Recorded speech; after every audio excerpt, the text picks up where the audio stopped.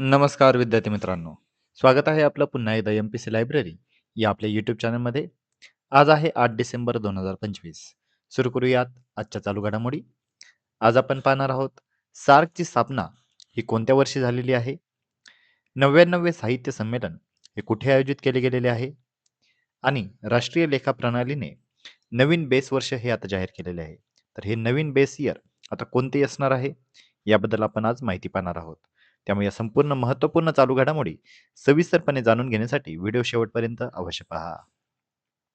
सुरू करूया कालच्या एका प्रश्नाने. काल व्हिडिओच्या शेवटी मी तुम्हाला एक प्रश्न विचारलेला होता. प्रश्न होता भारतामध्ये सर्वाधिक जी-आय टॅग हे कोणत्या राज्याकडे आहेत?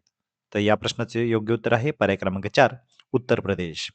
तर विद्यार्थी मित्रांनो, उत्तर प्रदेश या राज्याकडे सर्वाधिक जी-आय टॅग आहेत आणि नुकतेच तामिळनाडू या राज्याला 5 वस्तूंसाठी जी-आय टॅग भेटलेला आहे. याबद्दलची सविस्तर बातमी आपण कालच्या व्हिडिओमध्ये कव्हर केलेली आहे. आगामी काळामध्ये जी-आय टॅगबद्दल प्रश्न नक्की विचारण्यात येईल, कारण सध्या वेगवेगळ्या राज्यांसाठी खूप सारे जी-आय टॅग हे जाहीर झालेले आहेत. आपल्याला काही महत्त्वाचे जी-आय टॅग माहिती असणं आवश्यक आहे आणि एकत्रितच जी-आय टॅग आणि त्याचे कोणत्या वर्षीपासून जिओग्राफिकल इंडिकेशन म्हणजे ज्याला आपण जी-आय टॅग म्हणतो, हे जाहीर केले जातात किंवा त्याबद्दलचा ॲक्ट कधीचा आहे, तो लागू कधी झाला, याबद्दलची माहिती आपण कालच्या व्हिडिओमध्ये ऑलरेडी पाहिलेली आहे. त्यामुळे कालचा व्हिडिओ अतिशय महत्त्वाचा आहे, तो तुम्ही अवश्य पहा. सुरू करूयात आता दिनविशेषला. आज आहे 8 डिसेंबर. 8 डिसेंबर 1985. सार्क या संघटनेची आजच्या दिवशी स्थापना झालेली होती.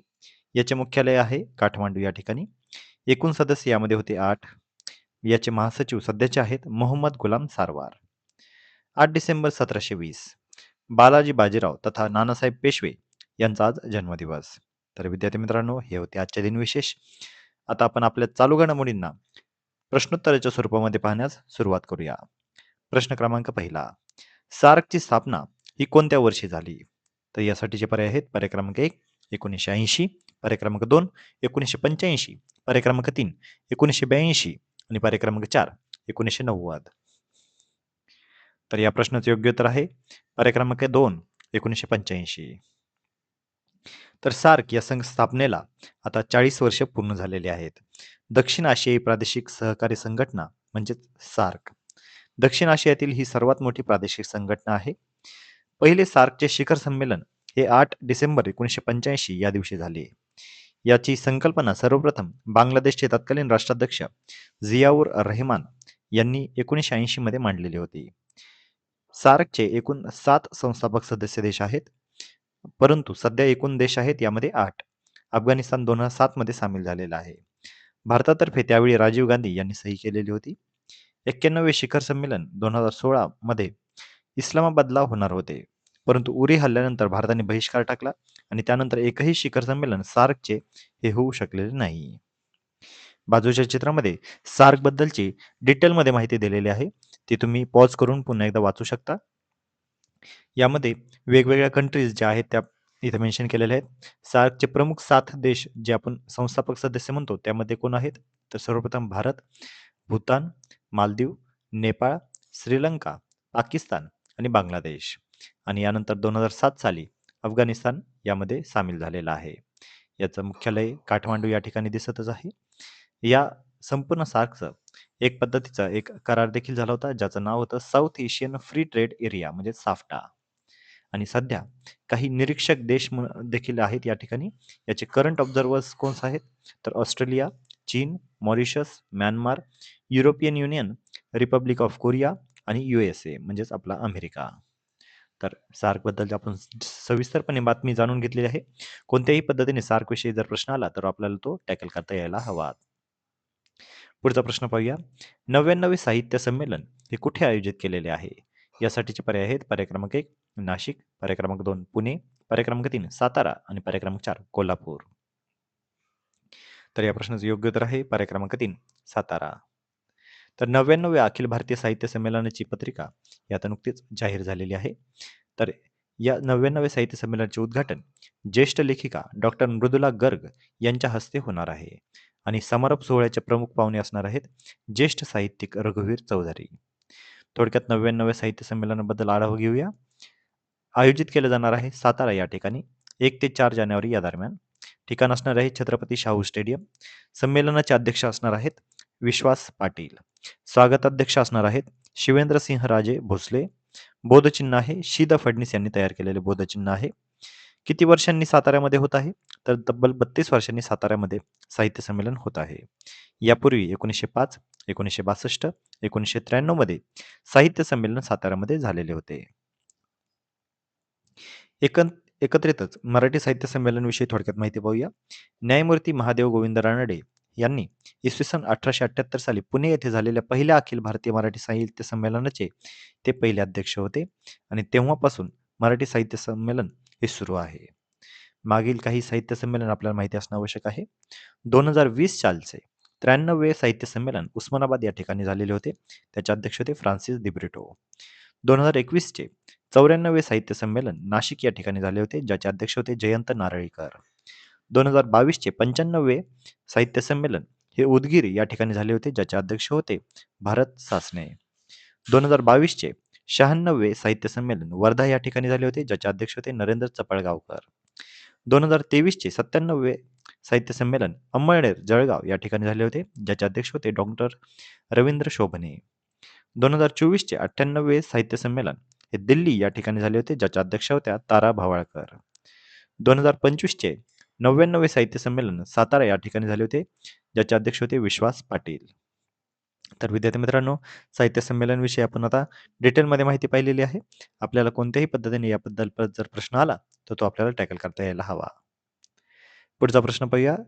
राष्ट्रीय लेखा प्रणालीचे नवीन बेस वर्ष हे कोणते जाहीर करण्यात आलेले आहे?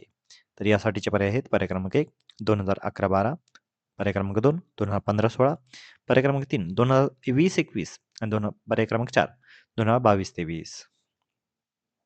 तर या प्रश्नाचे योग्य उत्तर आहे पर्याय क्रमांक 4 2022-23. तर नुकतेच राष्ट्रीय लेखा प्रणालीसाठी नवीन बेस वर्ष हे जाहीर करण्यात आलेले आहे आणि आता नवीन बेस इयर असणार आहे 2022-23. याची घोषणा केंद्रीय अर्थमंत्री निर्मला सीतारामन यांनी केली.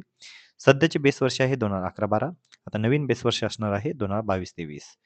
बेस वर्ष कशासाठी वापरले जाते? तर राष्ट्रीय लेखा प्रणालीमध्ये GDP, GNP, NNP इत्यादी आर्थिक निर्देशांक मोजण्यासाठी बेस इयरचा वापर केला जातो. याचा नेमका उद्देश काय असतो? तर GDP बेस वर्ष अद्ययावत करण्याचे प्राथमिक उद्दिष्ट आहे अर्थव्यवस्थेचे अधिक अचूक मोजमाप सुनिश्चित करणे आणि धोरण तयार करण्यासाठी, व्यवसाय निर्णय घेण्यासाठी आणि व्यापक आर्थिक विश्लेषणासाठी अचूक GDP डेटा आवश्यक आहे. आता प्रश्न साहजिक पडू शकतो की 2011-12 नंतर डायरेक्ट 2022-23 मध्यंतरीच्या काळामध्ये BS अपडेट का करण्यात आले नाही? तर लक्षात घ्या 2017-18 मध्ये याची चर्चा चालू होती, परंतु 17-18 मध्ये मोठ्या प्रमाणात आर्थिक घडामोडी चालू होत्या. म्हणजेच GST लागू केलेला होता. परत डिमॉनिटायझेशन ही त्यावेळी झालेलं होतं.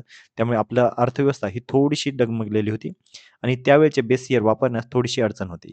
त्यानंतर अर्थातच कोविड आला होता आणि कोविडमुळे बेस इयर लागू करण्यात अजून डिले करण्यात आला आणि आता शेवटी आता यावर्षी 2022-23 हे वर्ष आता बेस इयर म्हणून आता सुनिश्चित केलेले आहे. पुढचा प्रश्न पाहूया. पन्नालाल सुराणा हे कोणत्या क्षेत्राशी संबंधित होते? तर यासाठीचे पर्याय आहेत पर्याय क्रमांक 1 साहित्य, पर्याय क्रमांक 2 समाजवाद, पर्याय क्रमांक 3 विज्ञान आणि पर्याय क्रमांक 4 पत्रकारिता. तर या प्रश्नाचे योग्य उत्तर आहे पर्याय क्रमांक 2 समाजवाद. ज्येष्ठ समाजवादी विचारवंत पन्नालाल सुराणा यांचे नुकतेच दुःखद निधन झालेले आहे. 7 दशकांपासून समाजवादी आंदोलनाला दिशा देणारे प्रखर विचारवंत साथी पन्नालाल सुराणा यांचे 93व्या वर्षी उपचारादरम्यान निधन झाले.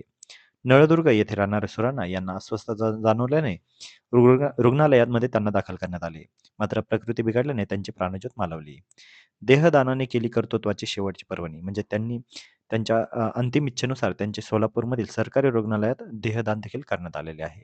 तर लक्षात घ्या पन्नालाल सुराणा हे ज्येष्ठ समाजवादी विचारवंत आहेत आणि त्यांचे नुकतेच दुःखद आता निधन झालेले आहे. पुढचा प्रश्न पाहूया. कोणत्या शहरातील मेट्रो रेल लिमिटेडने महिलांच्या सुरक्षेसाठी ट्रान्सजेंडर कर्मचाऱ्यांची नियुक्ती केलेली आहे? यासाठीचे पर्याय आहेत पर्याय क्रमांक 1 हैदराबाद, पर्याय क्रमांक 2 पुणे, पर्याय क्रमांक 3 दिल्ली आणि पर्याय क्रमांक 4 कोलकाता. तर या प्रश्नाचे योग्य उत्तर आहे पर्याय क्रमांक 1 हैदराबाद. तर हैदराबाद मेट्रो सुरक्षा पथकामध्ये आता 20 ट्रान्सजेंडरची नियुक्ती करण्यात आलेली आहे. हैदराबाद मेट्रो रेल लिमिटेड म्हणजे HMRLने महिलांच्या सुरक्षतेत आणि प्रवासातील सोयीमध्ये वाढ करण्याच्या उद्देशाने हे मोठे पाऊल उचललेले आहे. अधिकाऱ्यांनी सांगितले आहे की मेट्रोमध्ये महिला प्रवाशांना अधिक सुरक्षित वातावरण उपलब्ध करून देण्यासाठी हा निर्णय घेण्यात आलेला आहे. त्यामुळे लक्षात घ्या, वन लाइनर या घटकामध्ये आपल्याला सरळ सरळ प्रश्न विचारण्यात येऊ शकतो की हैदराबाद मेट्रो सुरक्षा पथकात आता 20 ट्रान्सजेंडर झालेले आहेत. अशा पद्धतीचा प्रश्न विचारू शकतो की कोणत्या मेट्रो सुरक्षा पथकामध्ये 20 ट्रान्सजेंडर हे नियुक्त केलेले आहेत. तर त्याचं उत्तर असेल हैदराबाद. तर विद्यार्थी मित्रांनो, या होत्या आजच्या चालू घडामोडी. आजच्या महत्त्वपूर्ण चालू घडामोडीवर आधारित आता एक प्रश्न विचारणार आहे, ज्याचं उत्तर तुम्ही सर्वांनी आता कमेंटमध्ये द्यायचं आहे. प्रश्न आहे, सार्क ही संकल्पना सर्वप्रथम कोणी मांडलेली आहे? तर यासाठीचे पर्याय आहेत: पर्याय क्रमांक 1 राजीव गांधी, पर्याय क्रमांक 2 झियाउर रहमान, पर्याय क्रमांक 3 इंदिरा गांधी आणि पर्याय क्रमांक 4 शेख हसीना. तर या प्रश्नाचं योग्य उत्तर तुम्ही सर्वांनी आता कमेंटमध्ये द्यायचं आहे. जे कोणीही विद्यार्थी या प्रश्नाचं योग्य उत्तर कमेंटमध्ये देतील, त्याच्या कमेंटला नक्कीच लाईक देखील देण्यात येईल. तर विद्यार्थी मित्रांनो, या होत्या आजच्या चालू घडामोडी. तर अशाच अधिकाधिक इन्फॉर्मेटिव्ह कंटेंटसाठी आपली MPC लायब्ररी या यूट्यूब चॅनलला सबस्क्राईब करायला अजिबात विसरू नका. धन्यवाद.